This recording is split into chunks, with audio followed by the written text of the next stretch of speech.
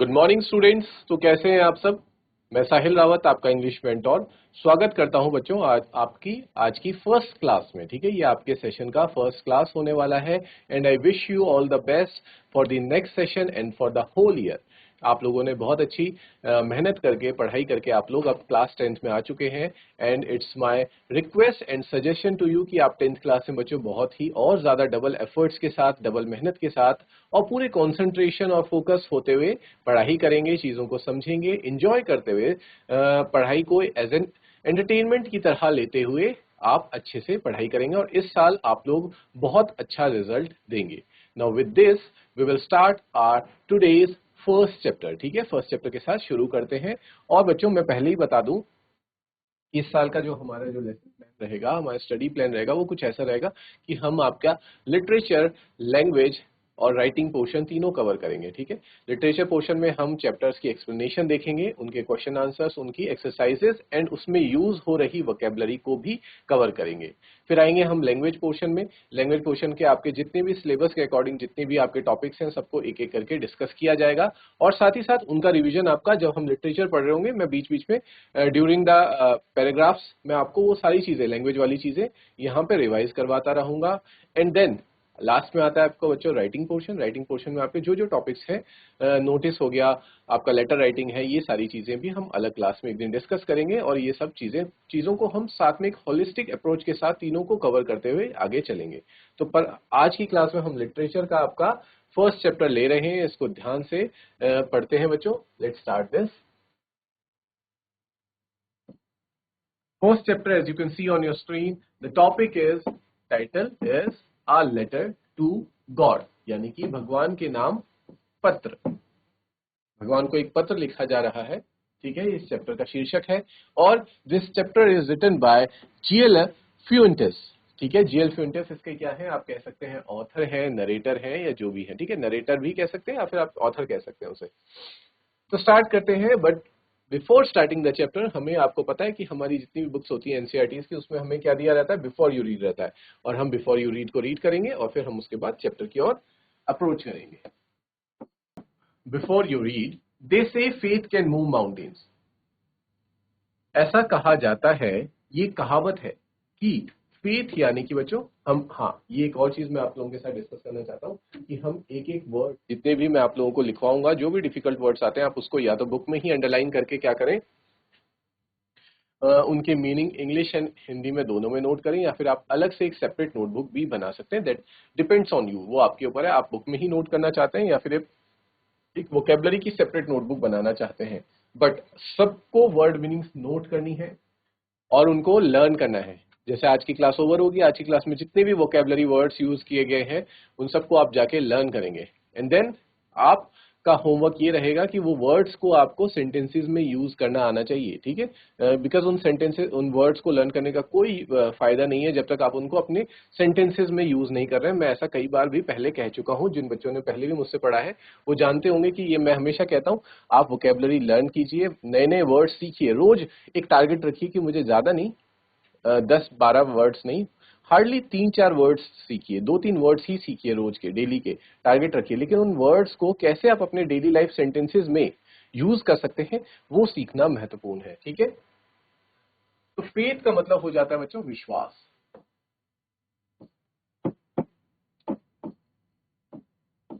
Faith एक बहुत ही powerful चीज है। ठीक है, जिसे हम विश्वास कह देते हैं कई बार, या फिर हम कई बार क्या कहते हैं, आस्था भी कहते हैं।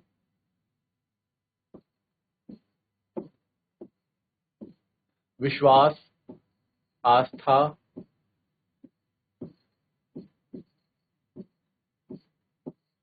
भरोसा,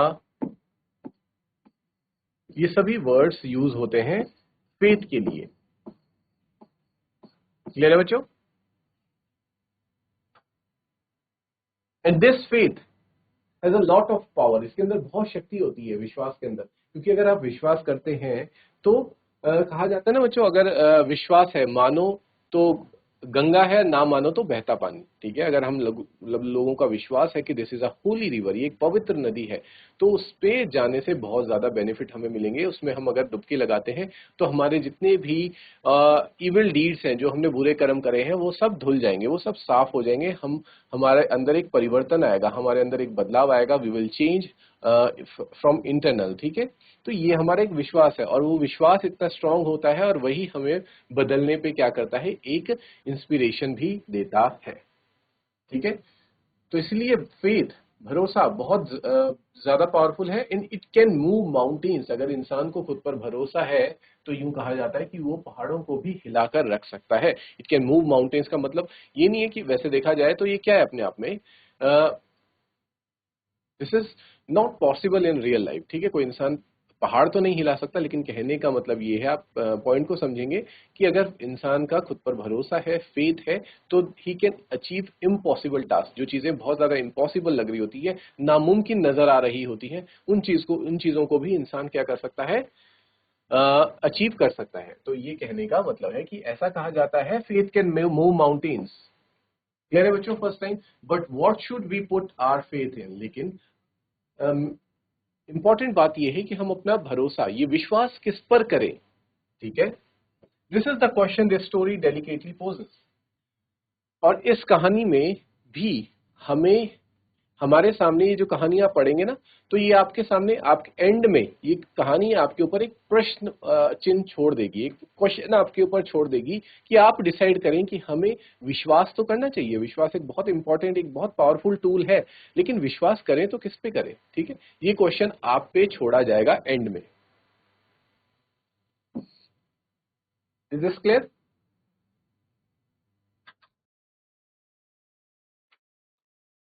ओके स्टूडेंट्स, तो जो फर्स्ट लाइन थी आपके पास, फेथ कैन मूव माउंटेन्स, ठीक है। इसमें हम क्या कर रहे हैं, आपने एक चीज देखी होगी, दो अनरियलिस्टिक चीजों को आपस में कंपेयर किया जा रहा है, जिन दो चीजों के बीच में कोई कंपैरिजन नहीं है। यानी कि फेथ को ऐसे चीज से कंपेयर किया जा रहा है कि वो पर्वतों को हिला सकता है, ठीक है। तो इसी को क्या कहा जाता है बच्चों, मेटाफर, ठीक है। ये क्या है, एक फिगर ऑफ स्पीच है। इसे हम खैर आपके लैंग्वेज वाले पोर्शन में पढ़ेंगे कि फिगर ऑफ स्पीच क्या होता है। मैं थोड़ा बहुत यहाँ पे बता देता हूँ। As I already earlier said that, हम ये जो लिटरेचर वाला पोर्शन है, यहाँ पे भी आपके लैंग्वेज का कुछ पार्ट करते हुए चलेंगे, ताकि आपको साथ के साथ रिवाइज होता रहे। तो ये फिगर ऑफ स्पीच हम अलग से पढ़ेंगे लैंग्वेज वाली क्लास में। और मैं बता देता हूँ, फिगर ऑफ स्पीच में आपके पास हम मेटाफर्स पढ़ेंगे, ठीक है बच्चों।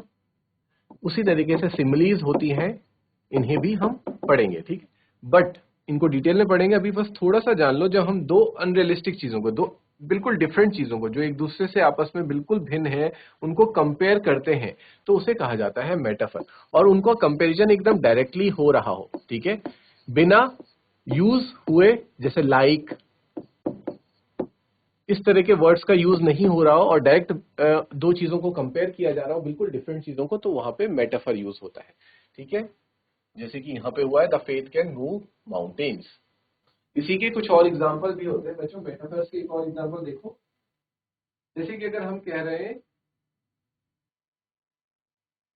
He is a pig when he eats, he is a pig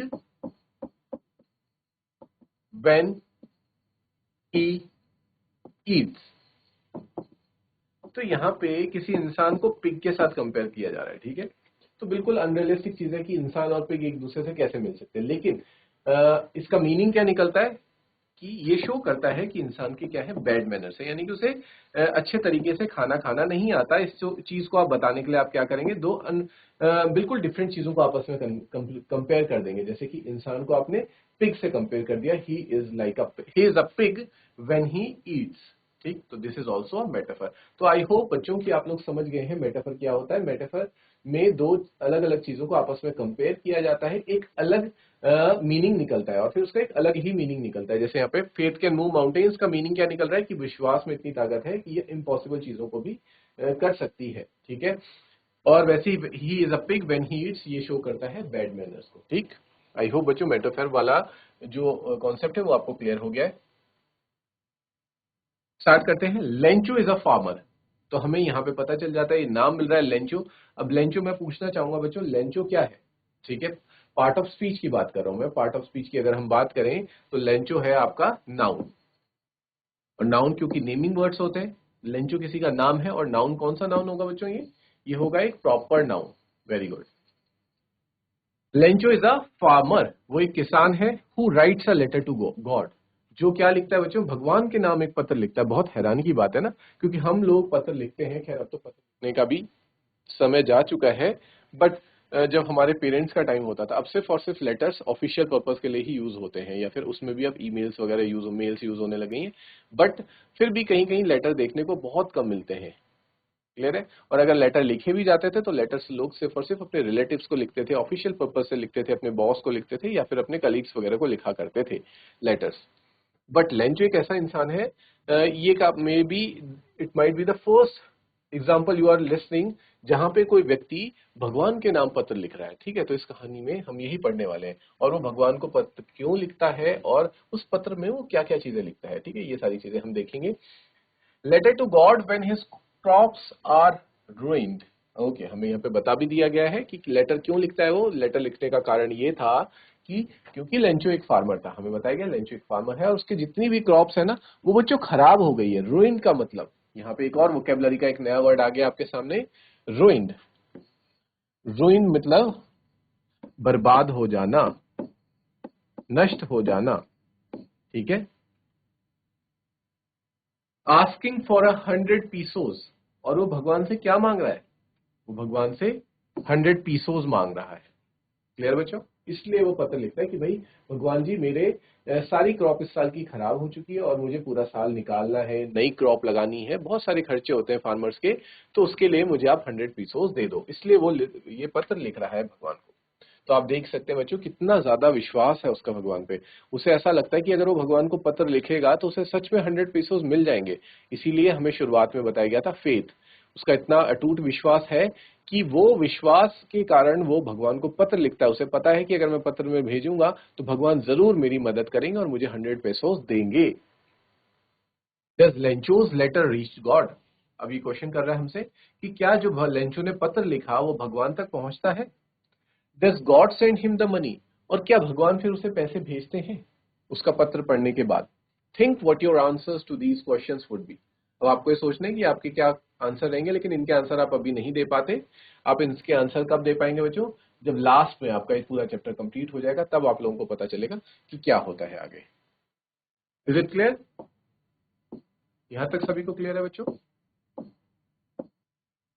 ये कुछ क्वेश्चन दे रखा है बच्चों, fill out the money order form. ये मनी ऑर्डर पुराने टाइम में दिए जाते थे, तो किस तरह से उसका फॉर्म वगैरह भरना है, इसको आप प्रैक्टिस कर सकते हैं अगर आप करना चाहें तो। ठीक है, डिपार्टमेंट ऑफ पोस्ट इंडिया इस तरह से पे रुपीज, कितने पैसे आप दे रहे हैं उनको अमाउंट यहाँ पे लिखेंगे, किसके नाम आप दे रहे हैं उसका पिन कोड लिखेंगे, सेंडर जो आप जो भेज रहा है वो अपने सिग्नेचर करेगा। इस तरह की चीजें यहाँ पे लिखी जाती थी। ठीक है, इसे कहते थे बच्चों मनी ऑर्डर, अगर आप कहीं पे पैसे भेज रहे होते थे किसी के नाम पे। मनी ऑर्डर क्यों यूज हुआ है, क्यों हमें इसके बारे में बताए जा रहे हैं, ये आप चैप्टर में आगे देखेंगे। ओके स्टूडेंट, स्टार्ट करते हैं। The house, the only one in the entire valley, यानी कि द हाउस किसके लिए यूज हो रहा है? लेंचो के हाउस के लिए यहाँ पे यूज हो रहा है। ये घर जो था वो पूरी वैली में, वैली किसे कहा जाता है बच्चों? वैली होती है घाटी। इसका भी मीनिंग आप नोट डाउन करेंगे। वैली का मतलब है घाटी। पूरी घाटी में इकलौता घर था लेंचो का। Set on the crest of a low hill, एक छोटी सी पहाड़ी के ऊपर उसका एक घर होता है। फ्रॉम दिस, क्रेस्ट का यानी कि मतलब है बच्चों टॉप ऑफ अ हिल। जैसे मान लीजिए एक छोटी सी पहाड़ी है उस घाटी की, और वहां पे उस हिल के, उस चोटी के एकदम टॉप पे लेंचो का घर है। From this height one could see the river in the field of ripe corn dotted with the flowers that always promised a good harvest. और इस चोटी से जो लेंचो था वो हमेशा क्या देख सकता था? नीचे बहती हुई नदी को देख सकता था, और अपने फील्ड्स, जो फील्ड्स उसके थोड़े से नीचे थे, उन खेतों को भी वो देखता था जहां पे वो क्या बोता था बच्चों? कॉर्न। कॉर्न यानी कि भुट्टा, जिसे हम मक्की भी कहते हैं। ठीक है, मक्की की फसल वो बोता था, और जो हर साल एक अच्छा हार्वेस्ट देती थी, यानी कि काफी अच्छा उसका क्रॉप जो है वो होता था। और उस पे हमें फ्लावर्स भी देखने को मिलते थे फ्लावरिंग सीजन में। The only thing the earth needed was a downpour और एटलीस्ट अ शार। वो कहता है सिर्फ और सिर्फ एक चीज की कमी थी इस बात की फसल में, कि एक डाउनपोर और या फिर शार। तो डाउनपोर और शार किसको रेफर कर रहा है बच्चों? बारिश को। ठीक है, शार और डाउनपोर रेफर कर रहा है बारिश को, कि बारिश की कमी थी, और अगर एक अच्छी सी बारिश हो जाती तो फसल इस बार बहुत अच्छी हो जाती। Throughout the morning, Lencho, who knew his fields intimately, had done nothing else but see the sky towards the northeast. अब सुबह से लेकर थ्रू आउट द मॉर्निंग यानी कि सुबह से लेकर लेंचो कहाँ देख रहा था बच्चों? आकाश की तरफ देख रहा था, आसमान की तरफ देख रहा था, क्योंकि वो जानता था कि शायद आज बारिश होगी और बारिश की सख्त आवश्यकता भी है उसकी फसल के लिए। तो उसे ये भी पता था, यहाँ पे देखो एक आ गया, who knew his fields intimately, यानी कि जो अपने खेतों के बारे में बहुत अच्छे से जानता था। इससे हमें पता चलता है कि बहुत ही ज्यादा स्किल्ड फार्मर है वो, बहुत समय से खेती कर रहा है, वो मिट्टी के बारे में, अपनी फसल के बारे में और वहां के वेदर के बारे में, मौसम के बारे में बहुत अच्छे से जानता है। इवन उसे पता भी है कि बारिश किस तरफ से आने वाली है, इसीलिए वो उसी डायरेक्शन में देख रहा है सुबह से, नॉर्थ ईस्ट डायरेक्शन में, कि कब बादल आएंगे और कब बारिश होगी। और वो कुछ काम नहीं किया उसने सुबह से, हैड डन नथिंग एल्स, कोई काम नहीं कर रहा है, सिर्फ और सिर्फ आसमान की तरफ देख रहा है। Now we are really going to get some water women, और अपनी वाइफ से क्या कहता है कि आज के दिन हम पानी देखने वाले हैं, यानी कि आज तो बारिश होने वाली है। The women who was preparing supper replied yes God willing, और जो वुमेन, उसकी जो वाइफ है, जो खाना तैयार कर रही थी, वो कहती है कि हाँ, अगर भगवान की इच्छा रही तो आज जरूर बारिश होगी। The older boys were working in the field, और जो लेंचो के बड़े बेटे थे, ठीक है, ओल्डर बॉयज यानी कि बड़े बेटे थे, वो खेतों में काम कर रहे थे। While the smaller ones were playing near the house, लेकिन जो छोटे बच्चे थे वो घर के आसपास ही खेल रहे थे। अंटिल द वुमेन को कॉल्ड टू देम ऑल, और फिर जो वुमेन है उनका खाना बन जाता है, वो सबको बुलाती हैं खाने के लिए। कम फॉर डिनर, वो कहती हैं डिनर के लिए सब आ जाओ। It was during the meal that just as Lencho had predicted, big drops of rain began to fall. और जब वो खाना खा ही रहे थे तभी, जैसा कि लेंचो ने क्या किया था बच्चों, प्रिडिक्ट किया था। प्रिडिक्ट का मतलब अब यहाँ पे हो जाएगा, हाँ, प्रिडिक्टेड मीन्स अंदाजा लगाना। तो लेंचो ने पहले ही अंदाजा लगा दिया था कि आज तो बारिश होगी, तो उसको काफी अच्छा नॉलेज था वेदर का, अपने फील्ड्स का, और उसी हुआ भी वही। खाना खाते वक्त बिग ड्रॉप्स, काफी बड़ी बड़ी बूंदें गिरने लगी पानी की, बारिश की काफी बड़ी बूंदें जमीन पर गिरने लगी। In the north east huge mountains of clouds could be seen approaching, और नॉर्थ ईस्ट से बादलों के बहुत बड़े माउंटेन्स। अब यहाँ पे फिर से बच्चों क्या यूज हो रहा है, आपको याद होगा हमने पहले पढ़ा था क्या, मेटाफर्स। मेटाफर्स में दो अलग अलग चीजों को आपस में कंपेयर किया जाता है, तो यहाँ पे भी देखो कंपेरिजन नहीं हो रहा है। माउंटेन्स ऑफ क्लाउड्स, बादलों के पहाड़, तो बादल और पहाड़ में कितना ज्यादा डिफरेंस है, लेकिन हम क्या कर रहे हैं, माउंटेन्स ऑफ क्लाउड्स का कहने का मतलब ये होता है कि बहुत बड़े बादल, ठीक है। तो उसको कैसे कंपेयर कर दिया, क्लाउड्स को माउंटेन से कंपेयर कर दिया कि इतने बड़े बादल हैं, ऐसा लग रहा है पूरा बादलों का एक पहाड़ नॉर्थ ईस्ट से अप्रोच कर रहा है लेंचो के फील्ड्स के ऊपर, खेतों के ऊपर वो आ रहा है, ठीक है। तो याद रखना है बच्चों, मेटाफर जहां जहां यूज हो रहे हैं।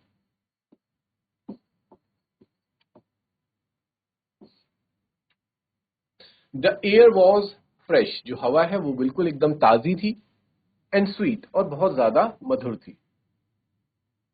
The man went out for no other reason than to have the pleasure of feeling the rain on his body, और फिर वो जो मैन यानी कि लेंचो बाहर चला जाता है। इवन उसको बारिश का इतना ज्यादा इंतजार था कि वो खाने से उठ करके बाहर जाता है, और वो पहली बारिश का अपने शरीर पे पड़ते हुए क्या करना चाहता था, उसको उसका एंजॉय करना चाहता था, उस फीलिंग को महसूस करना चाहता था, क्योंकि वो बहुत लंबे वक्त से बारिश का इंतजार कर रहा था।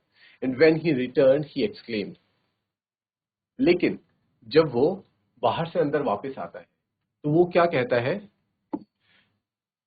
These are not rain drops falling from the sky, कि ये जो आसमान से बरस रहे हैं ये रेन ड्रॉप्स नहीं है, ये बारिश की बूंदें नहीं है। दे आर न्यू कॉइन्स, ये क्या है हमारे लिए, ये हमारे लिए कॉइन्स के समान है, ये पैसे हैं, ठीक है। एक तरह से वो इसको मनी से कंपेयर कर रहा है। क्यों मनी से कंपेयर कर रहा है बच्चों, अब ये समझने वाली बात है, क्योंकि देखो बरसात होगी, तो जो उसकी क्रॉप है उसका हार्वेस्ट यानी कि फसल अच्छी होगी तो वो क्या करेंगे और अच्छे पैसे कमा पाएंगे। इसलिए वो कहता है कि ये सिर्फ और सिर्फ बारिश की बूंदे नहीं, ये हमारे लिए नए कॉइन्स हैं। जितने ज्यादा ये नीचे बरसेंगे उतने ज्यादा हमारे पास पैसे आएंगे। The big drops are 10 cent, यानी कि जो बड़ी बड़ी बूंदे हैं उसको वो 10 सेंट कह रहा है, और जो लिटिल वंस है, छोटी छोटी बूंदे हैं, वो 5 सेंट है। यानी कि जितनी ज्यादा बारिश होगी, चाहे वो छोटी ड्रॉप्स हो बड़ी ड्रॉप्स हो, हमें क्या है बेनिफिट होने वाला है, हमें खूब सारे पैसे मिलने वाले हैं, यानी कि हमारी फिर हार्वेस्ट भी ज्यादा होगी। With a satisfied expression, he regarded the field of ripe corn with its flowers। और फिर उसके चेहरे पे हमें एक संतुष्टि का भाव दिखाई देता है। सेटिस्फाइड एक्सप्रेशन यानी कि बच्चों संतुष्टि का भाव। वो बहुत ज्यादा संतुष्ट था, और क्योंकि उसकी इतनी मेहनत को बच्चों आज क्या मिलने वाला था, उसका फल मिलने वाला था। He regarded the field of ripe corn with its flowers draped in a curtain of rain। ठीक है, उसे ऐसा लग रहा था कि जो फ्लावर्स है अब इनके ऊपर बारिश होगी तो जो आने वाली क्रॉप होगी वो बहुत ज्यादा अच्छी होगी। ठीक है, ड्रेप्ड का मतलब होता है बच्चों कवर करना, यानी कि इन फूलों को फूलों पर अब क्या पड़ेंगी, बारिश की बूंदें पड़ेंगी। तो आपने देखा है फूलों पे जब बारिश की बूंदें पड़ती हैं तो कितने खूबसूरत वो फूल नजर आते हैं।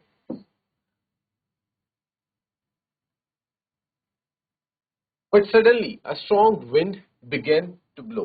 बट अचानक से बच्चों क्या हो जाता है, मौसम में थोड़ी सी बदलाव आ जाते हैं और एक अचानक से तेज हवा चलने लगती है। ठीक है, विंड हम कह सकते हैं, समझ सकते हैं, तेज आंधी चलने लगती है। और आप लोगों को पता है जब आंधी चलती है तो जो बारिश है, बारिश के जो बादल है वो क्या हो जाते हैं, वो बादल हट जाते हैं। ठीक है, और सिर्फ तेज हवा चलती है।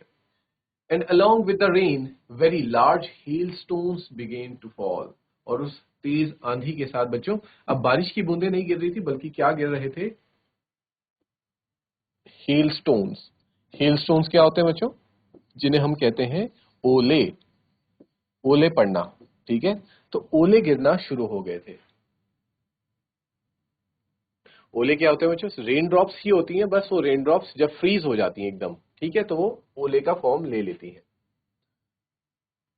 These truly did resemble new silver coins. और वो दिखने में कैसे लग रहे थे, वो हेलस्टॉर्म्स बिल्कुल चांदी के सिक्कों की तरह वो नजर आ रहे थे। The boys exposing themselves to the rain run out to collect the frozen pearls. और जो लड़के थे जो अभी तक खेल रहे थे, छोटे बच्चे थे, ठीक है, उन्हें नहीं पता था ये क्या है, तो जो अभी तक बारिश के नीचे खेल रहे थे वो फिर भागते हैं आगे, और उनको फ्रोजन पर्ल्स कहा जा रहा है। ठीक है, जैसे मोती देखे बच्चों अपने, मोती के दाने, ठीक उसी तरीके से जो हेलस्टॉर्म है, ओले के ओले हैं, वो एकदम मोतियों की तरह लग रहे हैं, और बच्चे उनको कलेक्ट करने के लिए भाग रहे हैं। It's really getting bad now, exclaim the man. यानी कि जो लेंचो है वो कहता है कि अरे ये तो बहुत बुरा हो रहा है। I hope it passes quickly, ये जल्द से जल्द चला जाए, ये ओले यहां से चले जाएं तो बहुत अच्छा होगा। It did not pass quickly, लेकिन ऐसा नहीं होता है, ओले वहां से नहीं जाते हैं और वो गिरते ही रहते हैं। और हम सभी को पता है कि जो ओले हैं वो क्या होते हैं, वो किसी भी क्रॉप के लिए बहुत ज्यादा बेकार होते हैं। क्यों, क्योंकि बच्चों जब वो गिरते हैं किसी भी क्रॉप के ऊपर तो उसको डैमेज कर देते हैं। Either it may be a tree, वो चाहे कोई पेड़ हो, और कोई फल लगे हो तो फलों को भी खराब करते हैं, फल में लगते हैं तो उनमें दाग आ जाते हैं, और इस तरह की जो क्रॉप है उस पूरी क्रॉप को ही वो क्या कर देते हैं, नष्ट कर देते हैं, रुइन कर देते हैं। For an hour the hell rained on the house. देख सकते हैं बच्चों कितने लंबे इंटरवल के लिए वो जो ओले हैं वो गिरते हैं, पूरे 1 घंटे तक वो ओले गिरते ही रहते हैं उस हाउस पे, उनके पूरे गार्डन पे, द हिल साइड, और पूरे के पूरे पहाड़ी पर। द कॉर्न फील्ड, यानी कि जो उनका फील्ड था, कॉर्न का खेत था, उस पे भी वो ओले गिरते हैं। ऑन द होल वैली, और पूरी की पूरी जो वैली ही थी, घाटी थी, उसमें 1 घंटे तक लगातार ओले गिरते रहते हैं। द फील्ड वॉज वाइट, वो पूरा का पूरा फील्ड अब क्या हो चुका था बच्चों, सफेद हो चुका था, व्हाइट हो चुका था। As if it were covered with salt, ऐसा लग रहा था जैसे कि किसी ने उस फील्ड पर, उस खेत पर क्या कर दिया हो, नमक गिरा दिया हो, बहुत सारा नमक गिरा दिया हो। Not a leaf remained on the trees, और पेड़ों पर अब एक भी पत्ती भी नहीं रहेगी, सारी पत्तियां भी वहां पे उसकी पेड़ों की गिर गई थी। तो सोचो कितना ज्यादा डैमेज किया उन ओलों ने। The corn was totally destroyed, जो उनका कॉर्न था वो पूरी तरह से डिस्ट्रॉय हो गया। डिस्ट्रॉय मीन्स बर्बाद हो गया। The flowers were gone from the plants, और प्लांट्स में से जितने भी फ्लावर्स थे वो भी अब जा चुके थे। Lencho's soul was filled with sadness, अब लेंचो बहुत ज्यादा उदास हो चुका था बच्चों, ठीक है। Soul was filled with sadness, यानी कि उसकी जो आत्मा थी बहुत दुखी हो गई थी अंदर से, क्योंकि उसने पूरे साल भर इतनी मेहनत करी थी, बस उसको हार्वेस्ट मिलने ही वाला था। वो कहाँ वो इतना खुश हो रहा था कि अब हमें बहुत सारे पैसे मिलेंगे, ये करेंगे वो करेंगे, और अचानक क्या हो गया, एक ही पल में उसकी सारी की सारी क्रॉप डिस्ट्रॉय हो गई।